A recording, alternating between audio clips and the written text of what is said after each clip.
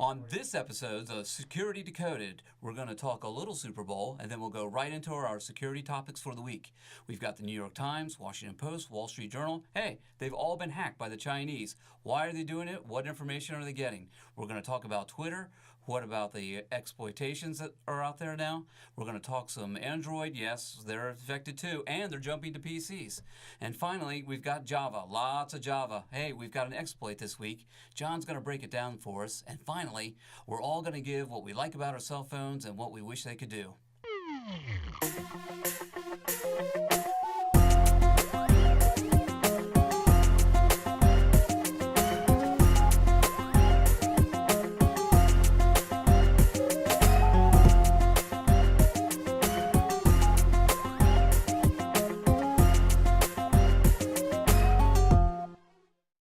Welcome to Security Decoded.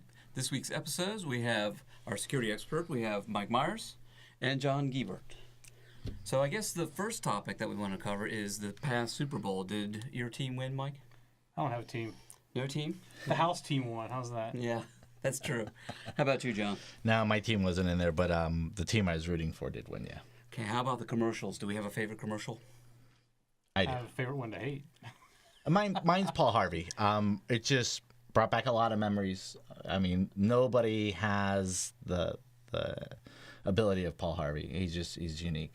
It was definitely a throwback, a nice tribute to farmers and the agricultural society. It was a great commercial. I thought that the commercials were great this year because they actually had meaning to it. Yeah.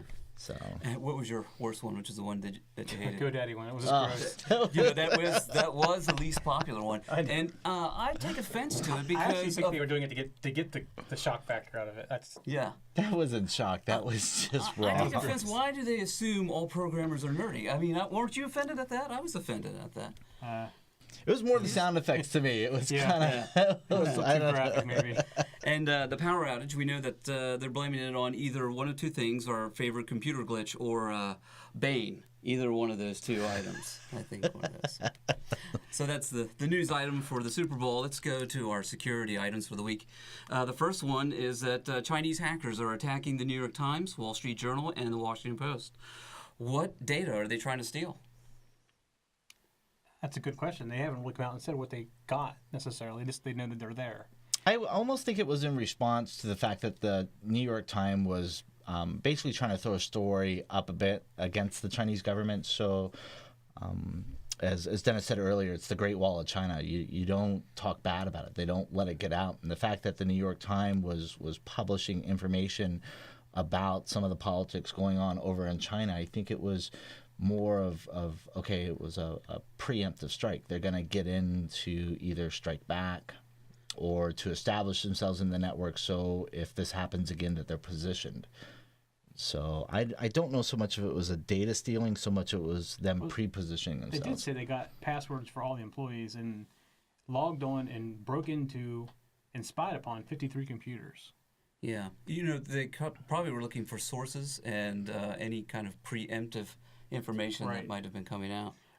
There was one person who speculated they were looking for some of the articles they're doing about the manufacturers over there and trying to figure out who was the leak from the manufacturing stories. But again, that was just some way speculation. Oh, looking for sources then for people who might be talking. Who's telling about them? Yeah. So China tends to be very tight-lipped on their stuff.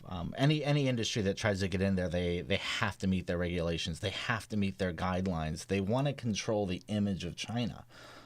They can't control the New York Times, and I think this is their attempt, like you said, to find a potential source. You know, who's talking about China? If it's coming from within China, can they control that then?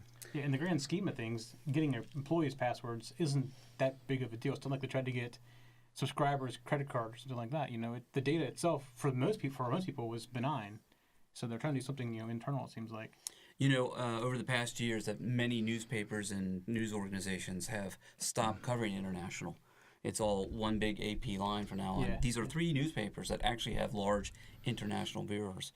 So I thought it was interesting that China would determine that we want to target these 3 because they're the most likely to be the news organizations that are going to cover us. I found it interesting that their initial breach was via email. Yeah. So. We always talk about phishing and don't click that link. And yeah, it's the low tech.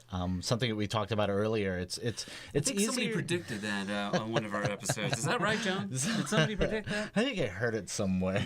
It's easier to hack the human. I don't have to go through firewall. I don't have to go through IDS, IPS. I don't have to pay somebody an extraordinary amount to write some kind of deceptive code. They just go straight after the user. So, and like I said, we'll see this more and more and more. It's the user vulnerability. Yeah. How do we think that the Times? How do we think they handled it? The New York Times try to get ahead of it. They like to say that they openly disclose everything, that they are objective and not subjective. So for them to just outwardly come out about it just follows what they do.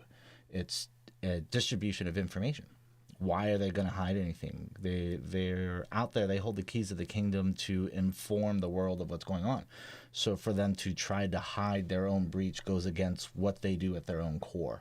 So following their own core values, I think they did the right thing. It is going to happen. You just have to be able to respond to it quickly. And their response was actually very good. They aren't IT professionals. They're a newspaper. Quickly? So they have it for 4 months. Well, they're not even sure it was just 4 months. They said yesterday that they're still hacked. They're still being hacked. Yeah. So and they had to go outside of themselves, which was smart. Well, yeah. So, I mean, they're not a security organization. I mean, they surely have something inside security, but they're not like a security company. So what do they do? What kind of measures do they put in place to stop it or detect it, or do they let them come in and try to detect it on the backside? Oh. Well, no. I mean, that's why you bring in another company knows what to do. In this case, they're getting into the human element. You got to put tools in there to see them calling in and out, some kind of inline device like a FireEye or something that's going to see the call outs. IDS would probably help. So I'm not sure what they've put in place. I mean, in your question about how did they handle it, they've started pointing fingers at their AV vendor, which everybody likes to beat up on the poor AV vendors, don't which they mentioned by name, which It's and I can defend them, the AV vendor, or I can defend New York Times depending on how you want to pitch it. And everybody has their opinion, and it's all on your perspective. Was this malware? It was a phish. So phishing, it was a compromise. Yeah. So is there a malware signature to detect it? But at the same time, after you phish somebody, what do you usually do? Embed malware, right? That's right. Mm-hmm. That's your backdoor. So, it's that doesn't mean that the AV vendor is going to detect it anyways. Not every AV vendor is perfect. I mean, the one you have you think is really bad probably because it's not catching things. But if you go to another vendor, you're going to the same issue. They're going to catch things too. I mean, yeah, I did like how all the AV vendors kind of huddled together and said, "Hey, it's not that you have to have layered security." That's right. And if you're depending on your signature set, well, that's not really what it's for. Right. I did like how they brought in Mediant to help them detect, block, and then, well, let's hope that they purged them out of there. But Mediant knew what they were doing. They had already tagged this group. They call them China number 12. Yeah, and that was kind of interesting too, because it was like the Chinese was according to the New York Times, and they based that on past attacks by the Chinese military and some of the signatures and stuff like that. Yeah, is this where they saw that they started at 8 o'clock workday in China 8 o'clock? I don't know if it didn't specify that. It talks about some of the methods they used. The constantly changing IP addresses, things like that they used were common to the attack from China. Yeah, and fast flux, I believe, right? It's funny because the China Ministry of National Defense has denied that the government had anything to do with hacking spree. Chinese laws, and it's in quotes, Chinese laws prohibit any action including hacking that damages internet security, the ministry told the Times last week. I believe that is the same denial that they gave the Wall Street Journal and the Washington Post. Yeah. So the New York Times said, yes, we've been hacked. We think they did the right thing by coming out. And then, ironically, the Wall Street Journal says, hey, us too. And then the Washington Post, same thing. And then it turns out Twitter says, well, I better get in the act too. And Twitter has been hacked. They've had 250,000 accounts. John, you want to lead us a little into that about how they did it and what information did they pull out of it? So basically a hacker was able to penetrate their network, and once they were able to penetrate their network, they were able to gather things like personal information like username. They were able to get email address, session tokens, and also encrypted and salted versions of passwords, which are commonly taken on most hacks like this. So when people go after social sites, they're going to want things like usernames. They're going to want your passwords, your salted encrypted passwords, to eventually what they're going to do is they're going to work through that list, and they're going to be able to extract usable passwords out of it and compromise the account. They try to downplay it. They try to say, Well, we've seen this before. This is a common, they try to lower the urgency to it. And they sent a mass distribution email to the 250,000 suspected users. So that's the thing, it's suspected users. They can't confirm the total number of users. So you run into a scenario where those 250,000 that got the email are going to be adequate. I think what they should have done was an environment-wide. We had a hack. There was a potential for best practices. Let's just get everybody to change their passwords.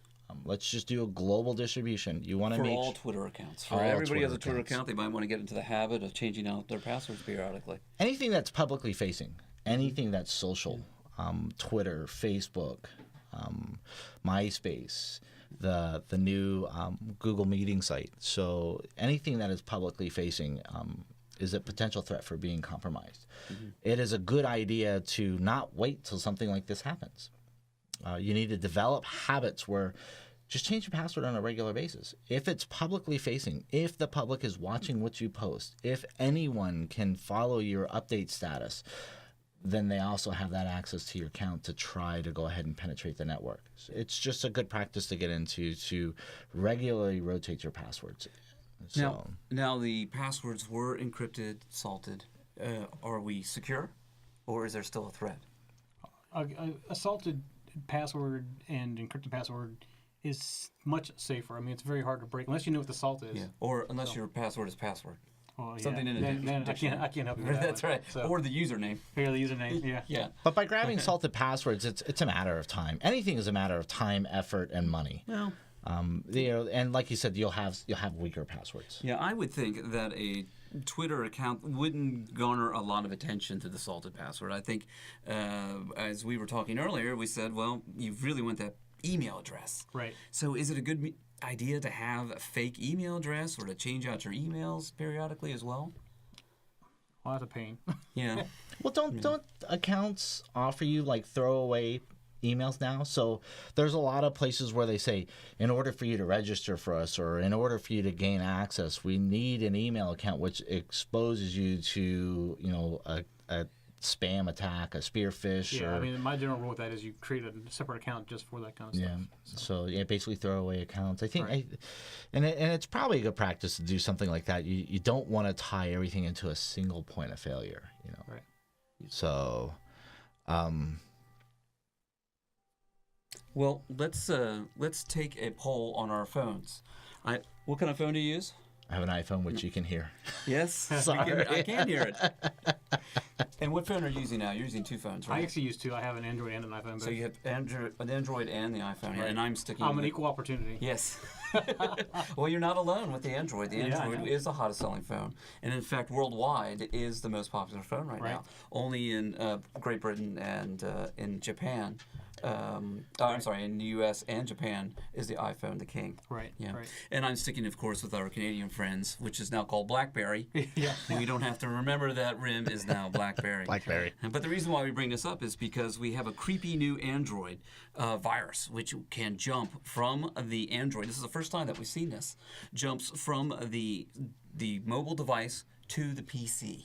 Right. And it's the first time I've heard of that. I've heard it going the other direction before, but I've never heard of it going from the phone to the PC, which is a little scary. So we're in new territory now. Yeah, we're in definitely new territory. And I think what's worse is it's these progressions. So now that I have something that can move from a phone or a mass storage device onto the PC, what about cloud-based? So I bet you the next progression is going to be, let me jump to the cloud, then I can jump to any device that you can any of to your the cloud. devices, at that point. Yeah. So the security community needs to be aware of that. They have to have that on their radar. We've seen the progression of phone to PC. Right. Now it's probably going to be phone to cloud to any device that you connect. Yeah. Now, when I was reading about that particular one, it said about it only works if you have auto run. So most new operating systems don't have auto run turned on. But if you're still running XP, you're obviously going to be at risk for that. Yeah.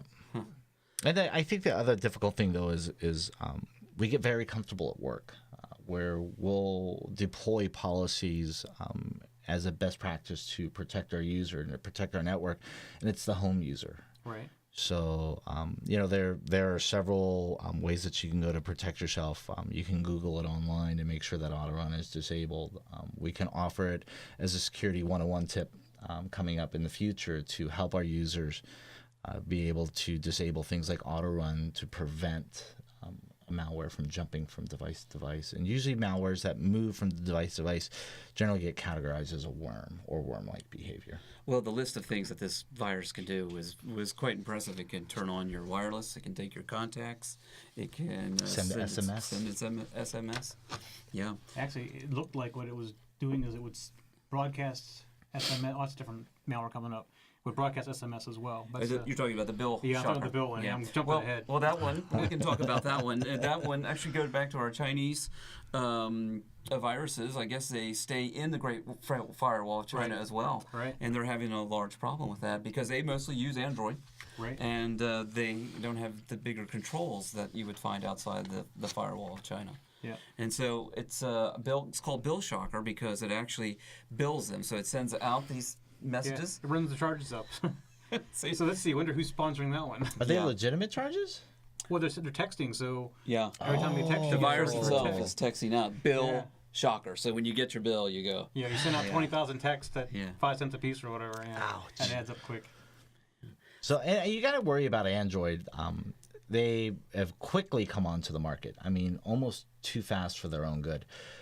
I was reading up on an article where they said over this past holiday season, in excess of 700,000 Android platforms were sold. Whether that's tablet or mobile phones, that's a large number. That actually seems kind of low for the holiday So- period. I thought it was a couple million.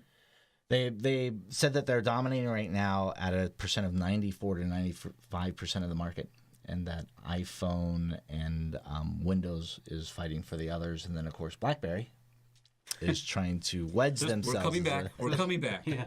Is back in, but We decided to update the product after 10 years. Yeah. I mean, Android is it is just taking over.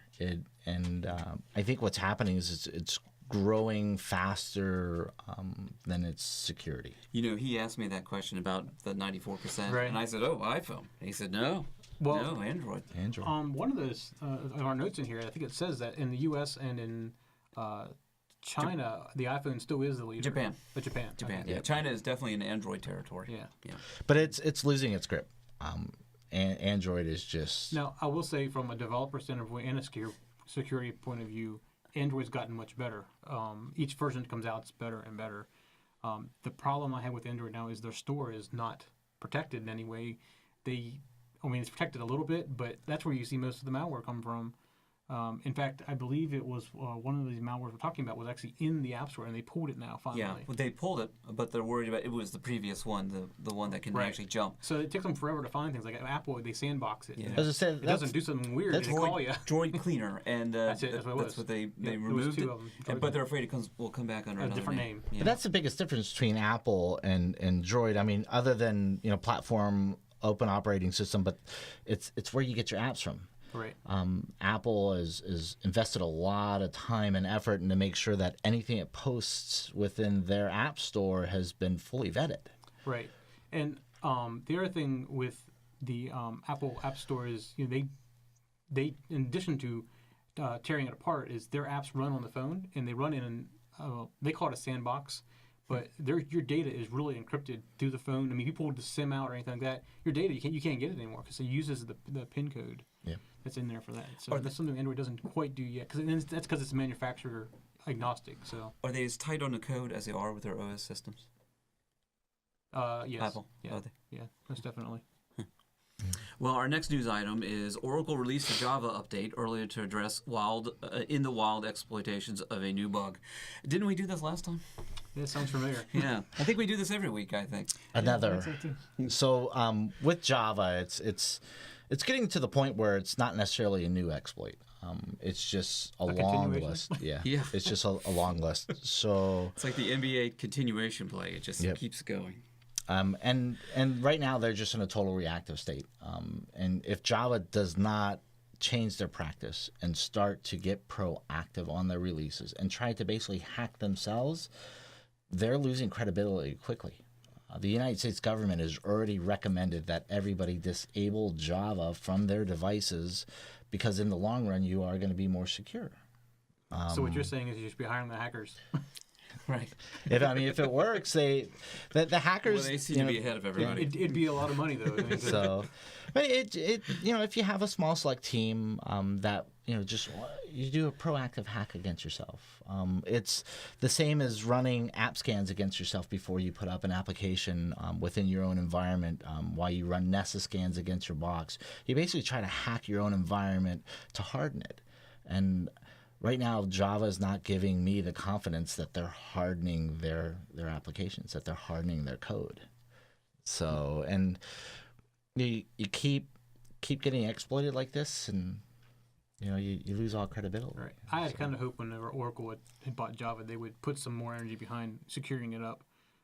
So I'm a little disappointed they haven't. Make it a usable app. Yeah. Yeah. Well, it's usable, but it's so open. I just wonder if it's such a big beast right now that it's difficult to get its hands around. Yeah, that's probably lots of that. Well, this next news item is one in my area of expertise. A massive credit card fraud steals over $200 million worth of, or $200 millions funneled out to foreign banks. And I thought it was quite clever. Yeah. They, instead of taking other people's credit information and their info, what they did is created their own. They created bogus accounts. Let's print your own cards. And they built up their credit. So they'd have a higher credit line, and eventually they would just max out the credit and not pay them. Right.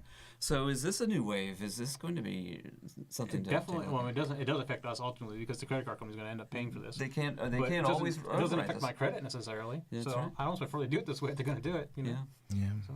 Well, I'm glad they were caught, and they seem to have tracked them to the banks. But as always, the FBI takes their time, and they have to watch them for quite a bit until they gather but they're sure that they have most of the ring. Did they notice, Dennis, that this was more at a local level?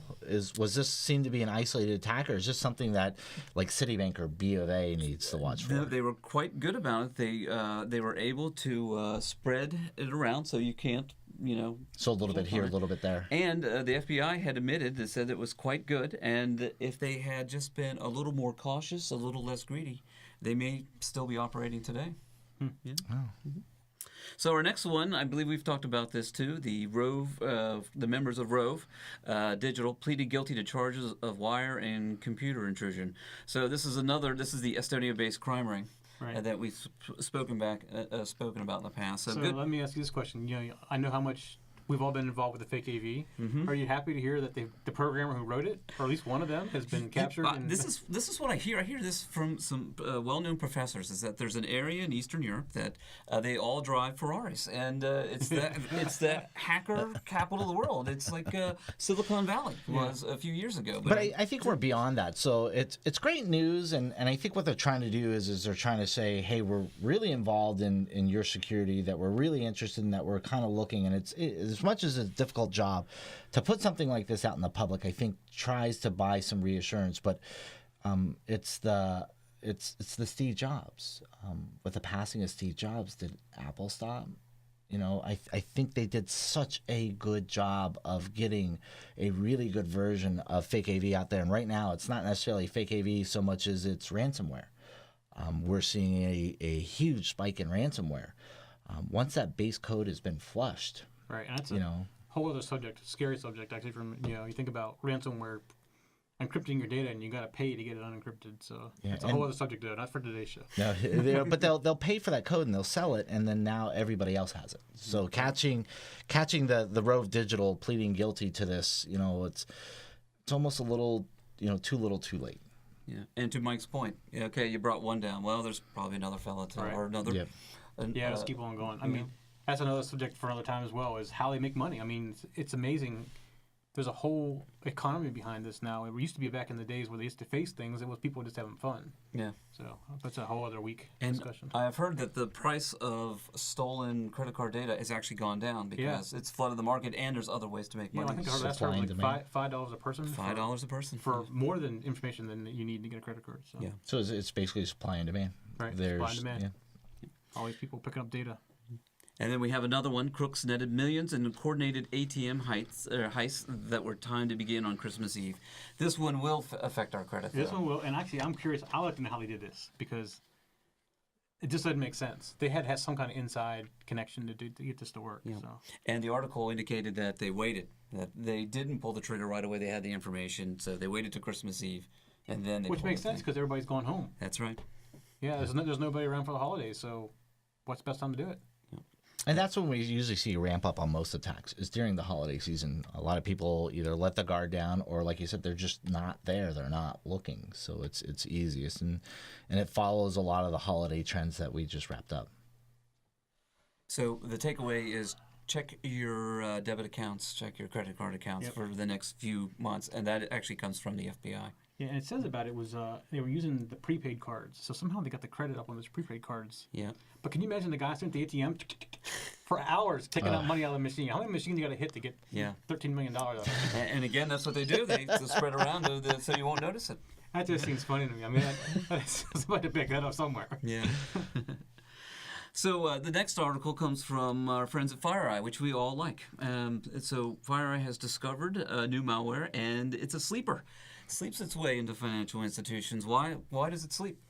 I mean, the best thing to do when you first infect something is don't show you're there. So if FireEye sees you download something and you wait for that 10-minute period or whatever it is, it's going to stop looking for you. So if you sleep for a while and don't do anything, you're not as suspicious when you start talking out again. So that's their big thing is just do it quietly. And it's becoming a trend for malware to be slow. Low and slow is the way big people get in. That's probably what happened with the New York Times. They've been in here for 4 months. That's exactly what happened to the and they're just New York slow Times. at it. It doesn't stand out on any kind of signal anywhere, so you just don't see it. Yeah, and again, they used FastFox, which they rotated those IPs. Right, so it just looks like normal traffic. And it's network modeling. So much is, with the rapid progression of malware and so many new pieces of malware being written nowadays that you can't really do hash signatures. Hash signatures, you're getting signature bloat. We can't keep up with it, so you do network modeling. By going in and going to sleep, no one can model you. And you wait till they're not looking, then like what Mike says, low and slow, let me send a little here, a little there, a little here. Now, we have both used the FireEye product, which we love. I do. Isn't it ironic that they found the sleep? We find that FireEye is very active in catching when it chirps up. Yes. Do you think it's because of the quality of the product? It's FireEye's ability to sandbox anything that it sees. So if FireEye questions something or sees questionable activity, what it'll try to do is it'll try to see where the open handle is. It'll try to identify the file that has at least initiated the network session, and then it'll sandbox it. And by sandboxing it, it'll catch the sleep. And then it'll say, okay, I now have modeled you as having a sleep. So when you go to sleep, I'm going to still watch you. And because they modeled the sleep as normal behavior, increase their chances of catching the malicious behavior. And they're a great tool. I really have nothing bad to say about them. They really help us because of their ability to detect behaviors. Not signatures, but behaviors. Our next article is another FireEye discovers a long-standing APT. Advanced persistent threats. Thank you. It's campaigning targeting the U.S. aerospace and defense industry. So even the U.S. government and the Times and Twitter, we're all having trouble keeping track of malware, especially something that's more sophisticated than we've seen before. Yeah, and this one actually scares me a little bit because of who they were attacking. I mean, we've already heard about people getting in the middle of the drone communication and having it do things. Yeah. And here is maybe where some of this even came from, some of the information even came from. State-sponsored, maybe? State-sponsored, I'm sure. Or somebody maybe not state-sponsored, but hoping to be state-paid. Yeah. Yes. Get the information and go sell it somewhere. Look what can I? Look what I can do. Look what I can do. Right. Look what I have in my hands. Yeah. And John, I believe this is your specialty here, Open SSL Security Advisor, including Lucky 13. Yes. So what we found was doing a threat analysis was there was a new backdoor. But the backdoor was targeting more of a Linux Unix platform. So it was very OS specific. So once it was able to compromise the system and it was able to install itself on the system, it would open a backdoor. It would open up a second hidden communication. And by opening that backdoor, it did it through SSL. So what it tried to do is it tried to encrypt its opening. So, but would use OpenSSL, which is an open free source SSL application that anyone can pull down. So it wasn't that they created a new form or a new way to do SSL. They used an existing application like OpenSSL. But by establishing an SSL connection, they were trying to hide what they were communicating out. It's a neat trick, but it's an old trick. And there's a lot of ways to detect it, but you have to look for it. If you're not looking for it, you'll miss it. It'll go right by you. You will not see it. You have to be looking for something like Now, this. I have SSL on my phone, on my BlackBerry. Could something like this be a vulnerability? Not necessarily. This is actually more towards the Unix themselves. It was, I don't know if it was actually set Apache necessarily, but it was something that was on the Unix applications themselves. So it wouldn't be on your phone. You may get to see that if you're going to the server from your phone, but your phone itself is not vulnerable. Okay. Yeah. And what it does is it actually establishes an outbound communication. So, and it'll establish it through the SSL connection. And basically what they're saying is I'm here. I'm here, I'm in the box, and then it waits. And if you want to send it an update, if you want to send it additional malware, if you want to send it data stealers, and that's what it's doing.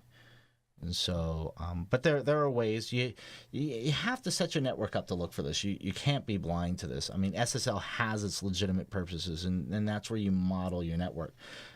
But if you're not looking for this, more than likely, you probably have one form of it on your network now if you're not looking for it. And you should be looking for it. And there are several different tools that can, one, either detect it, or you can just establish some simple logging through your routers to be able to detect this.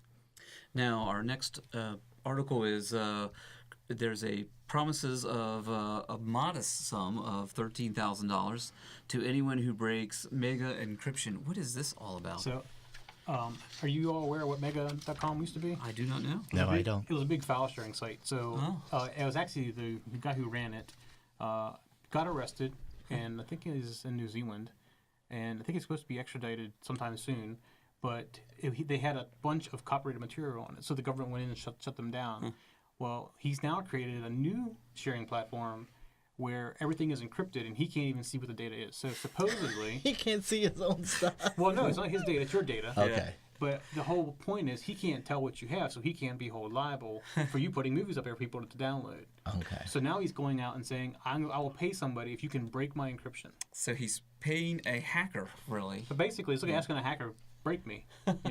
So the other thing is, in a kind of related article, and I maybe mentioned this last week, somebody who signed up for one of his new free accounts said, I found my password in the URL for the confirmation.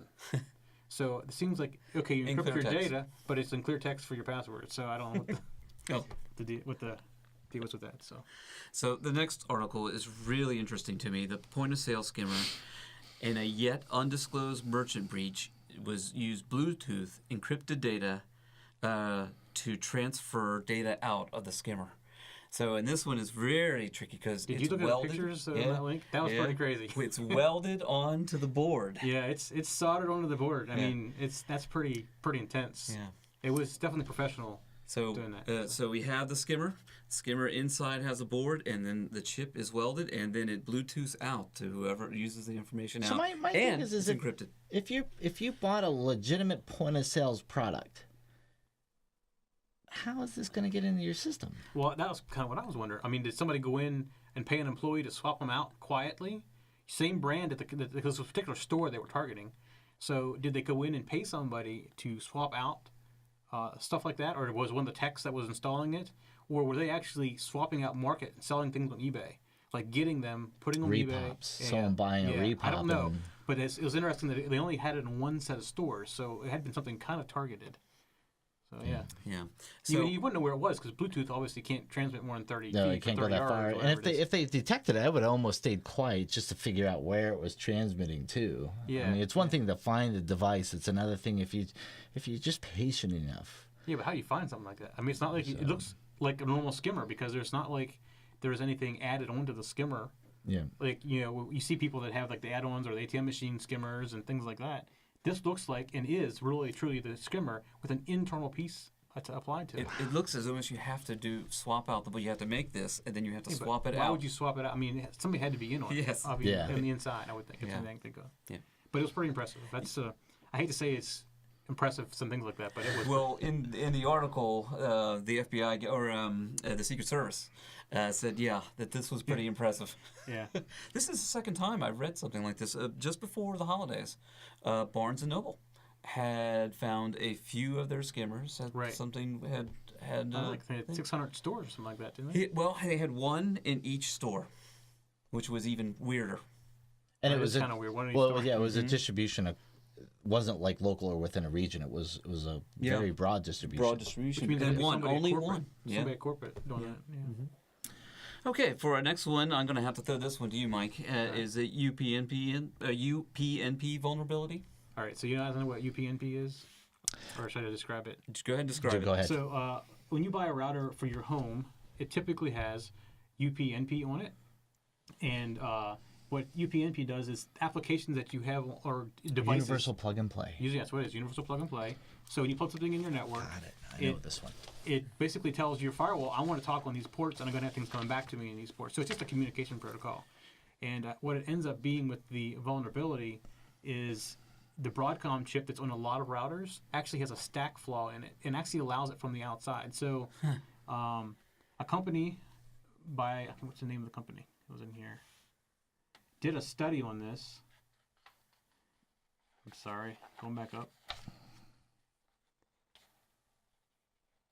But doesn't the universal plug and play, ultimately what it does is it just basically lets it diagram your entire network? Yeah, but for the most part. But what was happening on these routers is it's open to the outside, and there's actually a vulnerability in it that allows them to take remote control.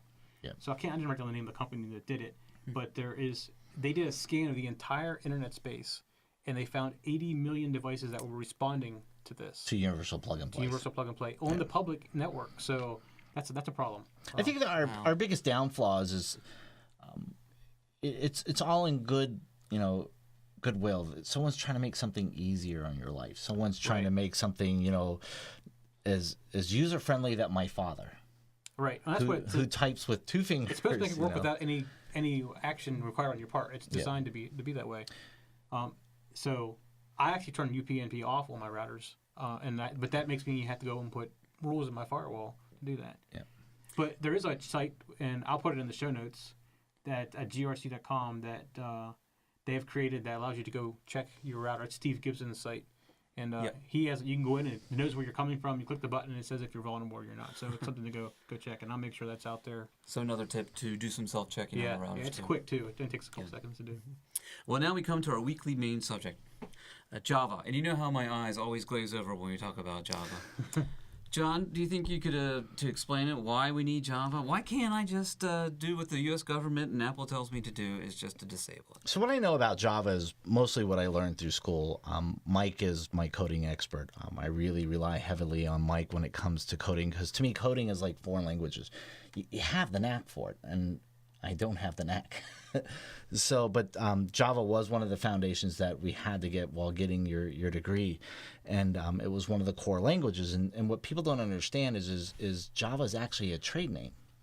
It's a trademark by Oracle. Is that why we have that little A right next to it? So people, they tend to forget that. They go, well, Java is synonymous with a programming language, when what Java is Java's a trade name, but it is a type of language. But Java is more than the language. Java, back in the day when it was made in 1995, progressed to Java Beans and Java Bugs, and now we have Java runtime environments. We have Java virtual machines. So Java is more than a language. So the origins are very steep. People don't realize that Java's been around for about 18 years now.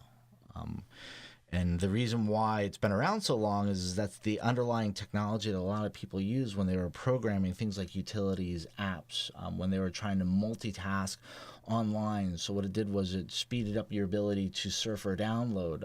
Several social sites use it now to make it easier to use your site. So to use Facebook, you need a Java component. To use another product created to make life easier that is now being exploited. Yes. Yep. And everybody says, well, why Java? And we talked about that earlier. If Java doesn't get ahead of this, they're slowly letting them, the hackers chip away at their credibility. So, why Java? Well, it's the king of the hill theory.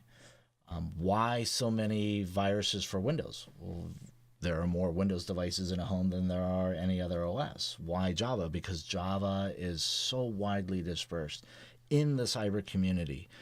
It is deeply embedded in a lot of these fledgling programs where people are getting their degrees and they have to learn a core language. So they learn Java. So they go after what they know.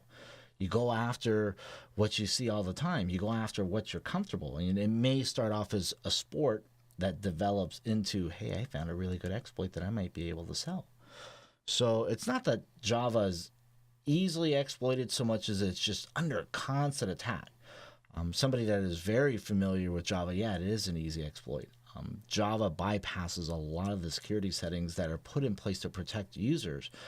It'll write straight to the core of the operating system. So when exploited, it is a big exploit.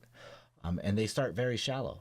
So a lot of the exploits are at least administrative privileges just to initiate the connection, just to get in and to be able to bring in the big exploit, the I'm going to give you a denial service, I'm going to shut you down, or I'm going to take over your machine, or I'm going to use it as my segue into an advanced persistent threat. I'm going to sit in there low and slow, and you're not even know I'm sitting around. But if it's that bad and it's that easy and it's that prevalent, then why do we need it? We need it because of the fact that somebody hasn't really replaced it with another acceptable product that does what it does. And I talked to Mike about this earlier, and Mike says that he and the United States government has recommended, and Mac has actually followed suit, and they said just disable Java. If you disable Java, you have no problem, which is true. But Java will come back and say, well, if you disable Java, you'll have no more Facebook. You disable Java, you can't do online banking. Do we need Facebook? My Facebook still works without Java. Yeah, and I find that there are probably some workarounds, but I think it's a personal preference. I think it's something you need to test. Disable your Java and find out how big is this impact. And then, like you said, do we need Facebook? So is my impact to Facebook? Well, is it that much of an impact to my life that I can't live without Java? I'll let someone hack my computer. It's sad. It's just one of those. It's a status quo. Java is there, so they're telling you deal with it. Well, I don't think that's acceptable anymore in today's society, where we are so integrated with mobile computing, with phones, with tablets, with computers. So grows the presence of Java, and I think something needs to happen, and that's why Mike was saying when Java was recently purchased, with Oracle, that he was hoping that we would get this change, that we would get that breath of fresh air, that somebody would say, okay, it's no longer acceptable to just react. Let's do something about it. Yeah, when Oracle bought Sun, I kind of hoped that they would take some extra effort and put into it, but that hasn't really happened. But as far as the vulnerabilities and exploits, as embedded as Java is, we'll continue to see it. And as we say a new exploit, as I say another exploit, as long as Java continues in its current path, and yes, we'll see this. And it just may end up where you may have to disable it. And it'll be for the greater good. So we have so many legacy programs out there. What are businesses going to do that have legacy programs? That's where we'll have to test. You'll have to, do coordinated shutdowns. Let's stop Java. Let's find out what the impact is going to be, and maybe the money that you reinvest to get away from a Java platform is less money than you'll lose when your Java platform is compromised. So, and we're still at that reactionary state. Everybody says, well, I haven't been hacked yet. I'm okay. Yeah. Well, I have a feeling we're going to be talking about Java exploits next episode, too. We seem to talk about it. I think we should have a permanent space. It's like a weekly thing. It should be right. Java in the I think we're going to have to assign that one to you, weekly Java exploits. It is, and it was interesting that it comes up so much nowadays, because I remember going to school and they said, you got to have this, you got to code in something. You got to code in something. And it was object-oriented design. Java. You're using some compilers.